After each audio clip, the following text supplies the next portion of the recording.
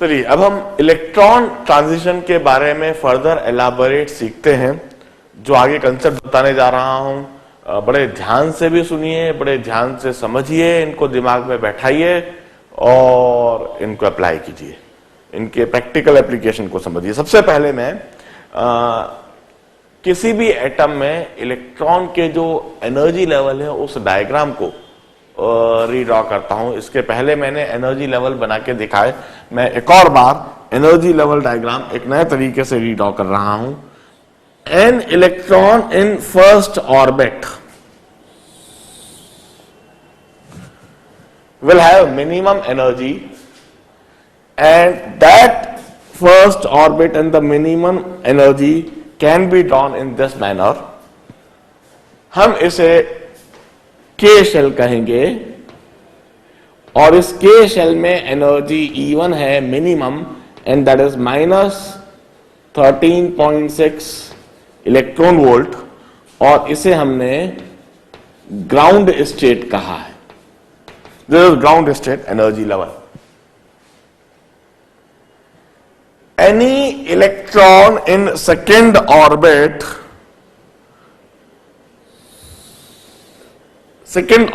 energy level can be drawn in this manner like this. हम इसे n is equal to 2 कहेंगे, इसको हम L shell भी कहेंगे, this would be also called L shell।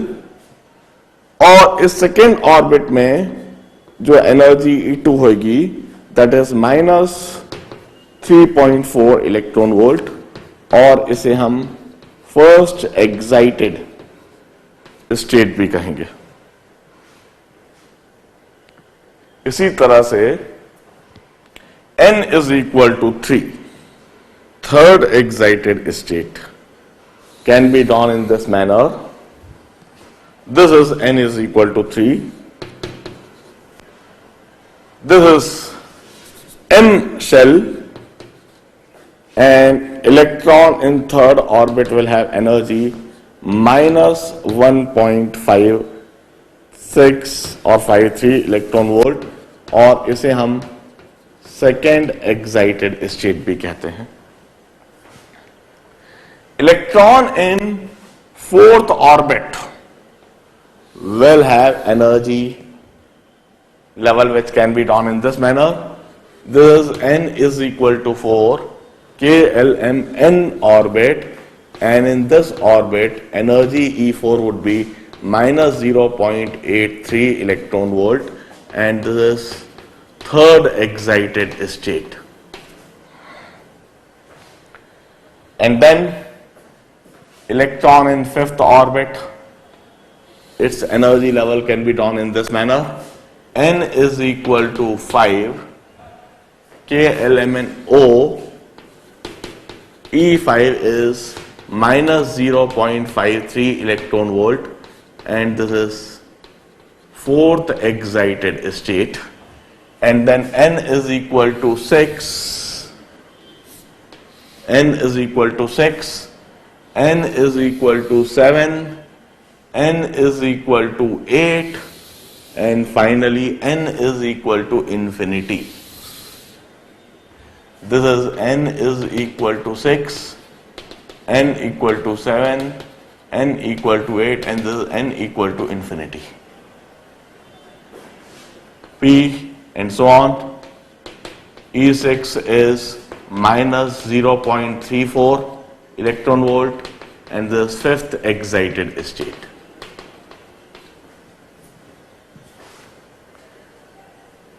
And this is E infinity. E infinity would be 0 electron volt. इस state में यदि कोई इलेक्ट्रॉन है तो उसको हम फ्री इलेक्ट्रॉन कहने लगेंगे। वो इलेक्ट्रॉन न्यूक्लियस के काफी दूर चला गया है और वह फ्री इलेक्ट्रॉन कहलाने लगेगा। अब देखिए, as I told you, electron in any lower energy level can always absorb a photon and it may undergo transition to higher energy level and it's called excitation. खास बात, कोई ग्राउंड स्टेट में electron है, first orbit में कोई electron है, तो ये फोटोन को एब्जॉर्ब करेगा और फोटोन को एब्जॉर्ब करेगा। फोटोन को एब्जॉर्ब करके 1 से 2 में जा सकता है और अपनी एनर्जी -13.6 से बढ़ा के -3.4 कर सकता है। एनर्जी बढ़ गई। यह 1 से 3 में जा सकता है, यह 1 से 3 में जा सकता है, या यह 1 से 4 में जा सकता है, 1 से 5 में भी जा सकता है, यह 1 से 6 में भी जा सकता है, यह 1 से 7 में भी जा सकता है, यह 1 से 8 में भी जा सकता है और यह 1 से इंफिनिटी तक भी जा सकता है। इस फिनोमेना को हम एक्साइटेशन कहेंगे। अब खास बात यह है, एक्साइटेशन किस बात पर डिपेंड करेगा? It totally depends on the energy of the photon that is incidented on the atom, that is incidented on the electron. जितनी अधिक एनर्जी मिलेगी, इलेक्ट्रॉन उतना ही अधिक ऊंचाई पर जाएगा, उतना ही अधिक एक्साइट होएगा। वो एक पर्टिकुलर अमाउंट ऑफ एनर्जी लेकर, कितनी एनर्जी लेगा भाई? 1 में उसके पास है एनर्जी -13.6, 2 में -3.4, दोनों का डिफरेंस क्या है? दोनों का डिफरेंस है 10.2। तो 10.2 इतनी एनर्जी यदि मिली तो 1 से 2 में चला जाएगा। इससे थोड़ी ज्यादा एनर्जी मिली तो 1 से 3 में चला जाएगा, थोड़ी और ज्यादा एनर्जी मिली तो 1 से 4 में चला जाएगा, और भी ज्यादा एनर्जी मिली तो 1 से 5 में चला जाएगा। खूब एनर्जी मिल गई, एक बड़ा सा फोटोन, खूब सारी एनर्जी वाला फोटोन मिल गया तो इलेक्ट्रॉन 1 से इंफिनिटी तक जा सकता है। इस तरह से इसे हम एक्साइटेशन कहते हैं और एक्साइटेशन इस बात पर निर्भर करता है कि एटम से टकराने वाला, एटम में एब्जॉर्ब होने वाला फोटोन कितना बड़ा है, उसके पास कितनी अधिक एनर्जी है। जितनी ज्यादा एनर्जी होगी वह फोटोन उस इलेक्ट्रॉन को उतना ही ज्यादा ऊंचाई पर ले जाएगा, उतना ही ज्यादा न्यूक्लियस से दूर ले जाएगा, उतनी ही अधिक उसकी एनर्जी बढ़ाएगा। अब एक बात सोचिए, यदि हमने कोई हाइड्रोजन गैस का सैंपल लिया तो क्या उसमें सिर्फ एक ही एटम होता है? क्या उसमें सिर्फ एक ही इलेक्ट्रॉन होता है? नहीं भाई, एक गैस सैंपल यदि लिया तो उसमें ढेर सारे एटम होते हैं, ढेर सारे इलेक्ट्रॉन्स होते हैं,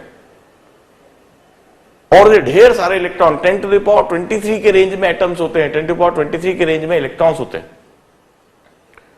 जब यह इलेक्ट्रॉन एक्साइट होते हैं तो कोई इलेक्ट्रॉन एक्साइट होकर किसी एटम में 2 पर होगा, किसी एटम में इलेक्ट्रॉन एक्साइट होकर 3 में होगा, किसी एटम में इलेक्ट्रॉन एक्साइट होकर 4 में होगा।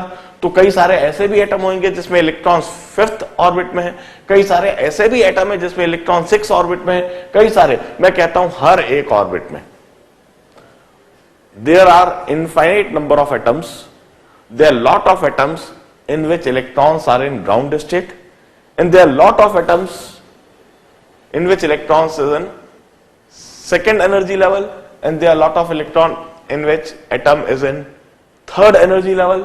इस तरह से हम कहते हैं कोई सा भी जब हाइड्रोजन गैस का सैंपल जब हम लेंगे तो उस हाइड्रोजन गैस के सैंपल में अलग अलग एटम में इलेक्ट्रॉन अलग अलग ऑर्बिट में अलग अलग एनर्जी लेवल में हो सकते हैं। अब क्या होगा, जस्ट इमेजिन एक ऐसी सिचुएशन जिसमें ये जो एक्साइटेड इलेक्ट्रॉन है, हायर एनर्जी लेवल में जो इलेक्ट्रॉन है डी एक्साइट होते हैं, ये नीचे आते हैं। जब ये डी एक्साइट होते हैं, नीचे आते हैं, तो डी एक्साइटेशन के दौरान ये फोटोन को रेडिएट करते हैं। जस्ट इमेजिन कि ऐसा डी एक्साइटेशन हो रहा है जिसमें हमेशा फाइनली इलेक्ट्रॉन फर्स्ट ऑर्बिट में आ रहा है, सेकेंड इनफाइनाइट ऑर्बिट में यदि कोई इलेक्ट्रॉन है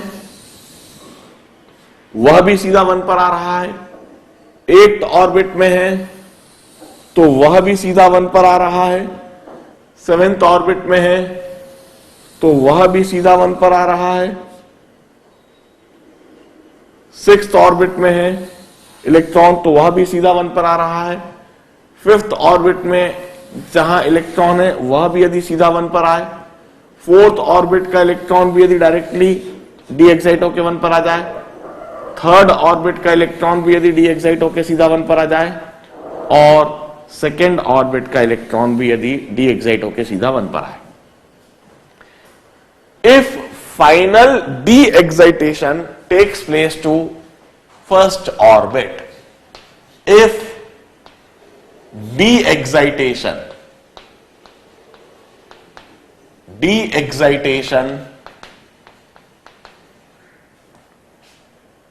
takes electron to n is equal to 1 or ground state. मैं हाइड्रोजन एटम की बात कर रहा हूं, इधर ये बात बिल्कुल साफ कर दूं. इन हाइड्रोजन एटम इस समय पर हाइड्रोजन एटम में यदि final de excitation first orbit में होता है, in this situation photons would be, in all this situations photon would be radiated. Infinity से 1 पे आया तब भी फोटॉन रेडिएट होएगा, 8th से 1 पर आया तब भी फोटॉन रेडिएट होएगा, 7th से 1 पर आया तब भी फोटॉन रेडिएट होएगा. और ये जो फोटॉन रेडिएट होंगे अलग अलग एनर्जी वाले, अलग अलग फ्रीक्वेंसी, अलग अलग वेवलेंथ वाले. During all this transition when final de excitation takes place in first orbit, during all this transition the photon radiated is termed as belonging in Lyman series. इस सीरीज को हम Lyman series कहते हैं. If de-excitation takes electron to n equal to 1 or ground state, it's termed as Lyman series. इस series में जितने भी photon radiate हो रहे हैं हम कैलकुलेट करने पर पाएंगे all those photon will have wavelength in ultraviolet range.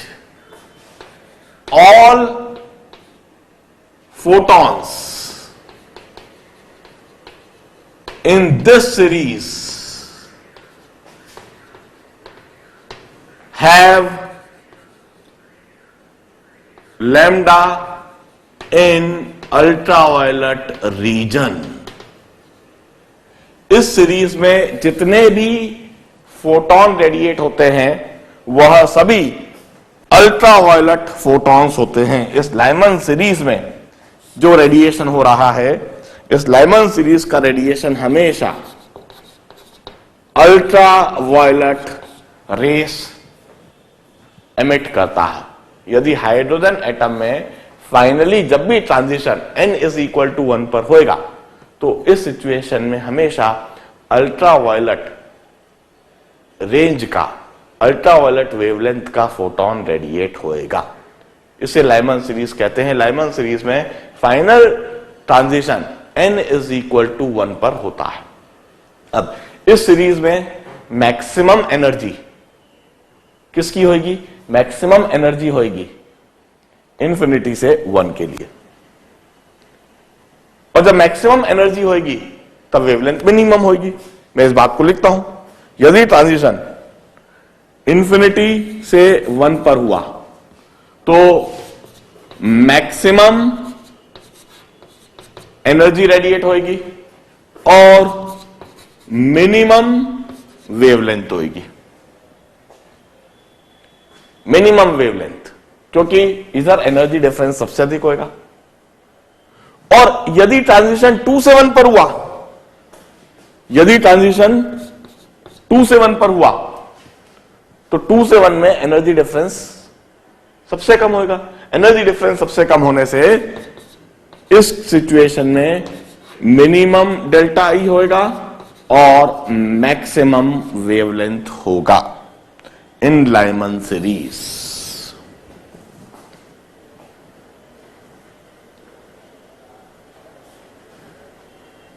मैं इसे कैलकुलेट करके जरूर दिखाऊंगा,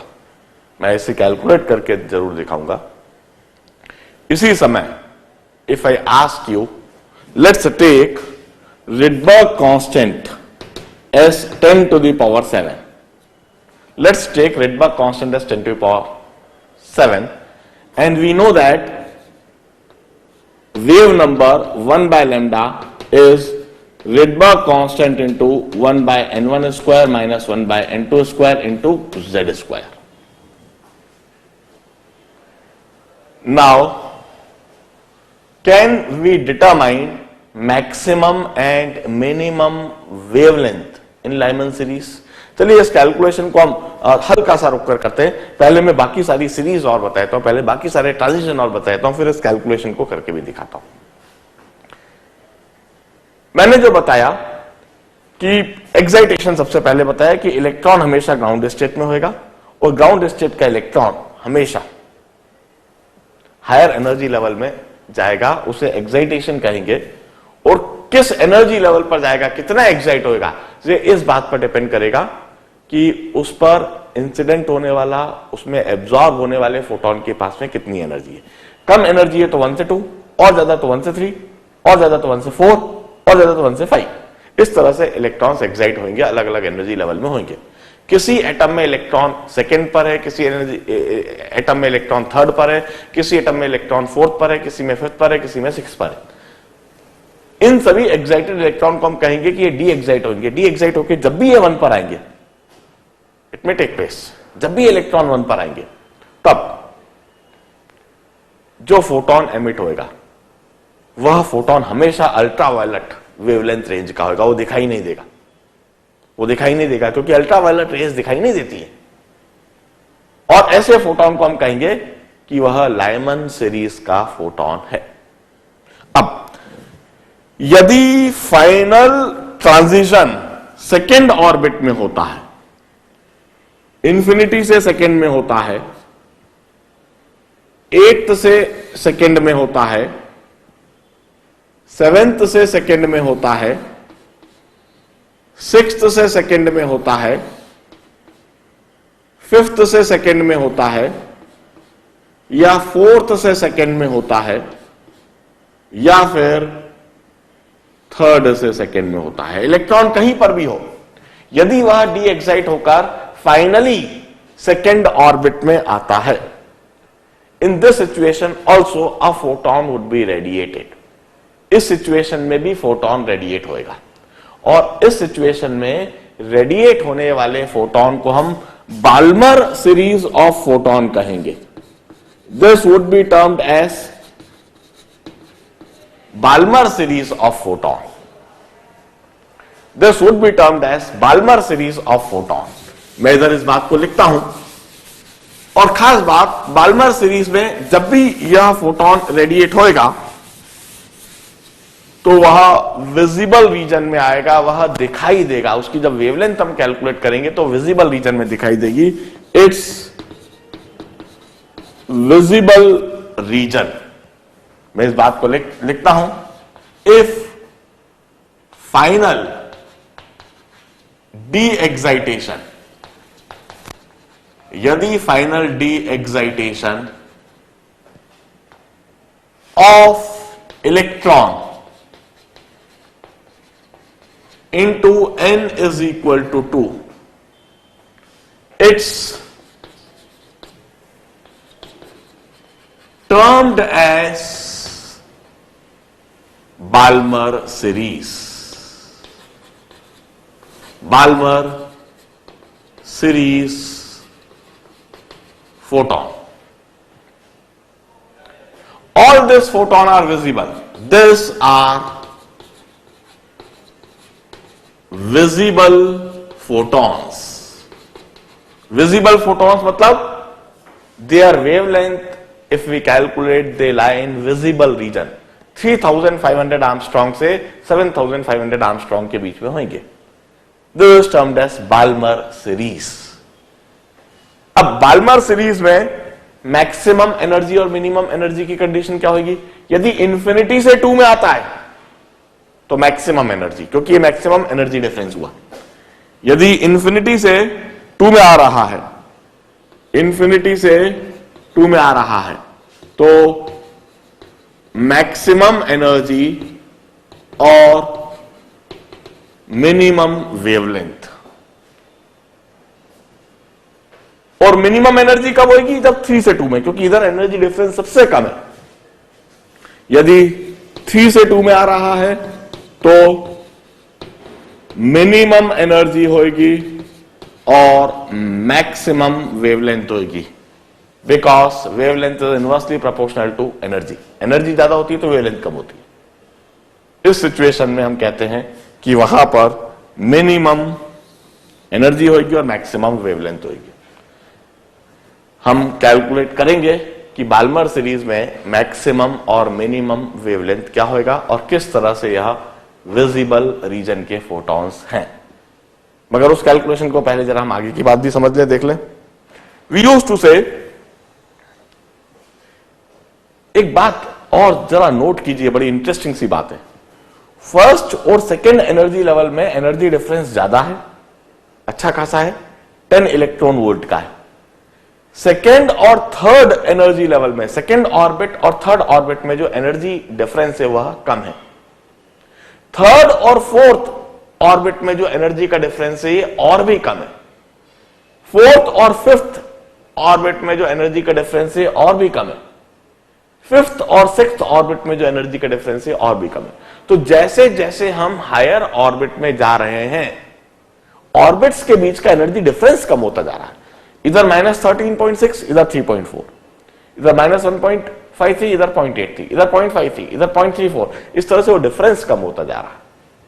अब इलेक्ट्रॉन कहीं पर भी हो, यदि फाइनली ट्रांजिशन थर्ड ऑर्बिट में होता है, इंफिनिटी से 3 में आता है, 8th से 3 में आता है, या फिर 7th से 3 में आता है, या फिर 6th से 3 में आता है, या फिर